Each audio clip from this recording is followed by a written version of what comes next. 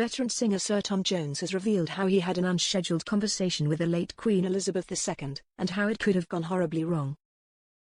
Sir Tom Jones, who scored his first hit 60 years ago with the timeless It's Not Unusual, and is now helping budding pop stars on The Voice UK, has been recognised twice by the royal family.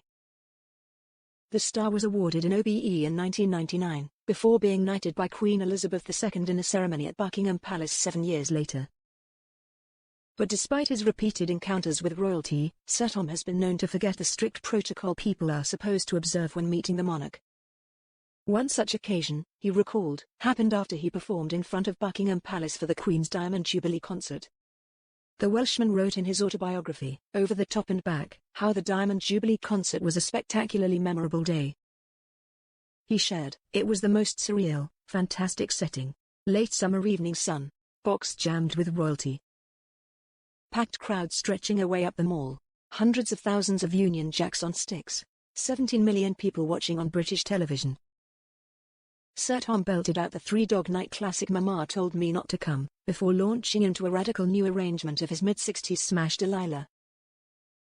The show went off without a hitch, but things got a little tricky during the after-party. The singer wrote, "After the show, we went into this purpose-built gathering area at the back of the stage.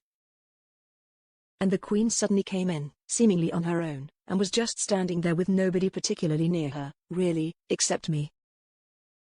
It was flashing through my mind, all the protocol stuff. First of all you address her as Your Majesty and after that, Ma'am. But you don't ask her questions. She talks to you. You answer if she asks.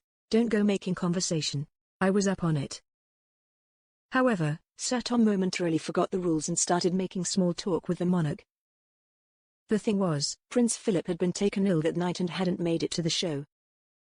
He was in hospital, and nobody knew what the problem was or quite what was going on. So it seemed wrong to me not to say something. So I said, "How's your husband?"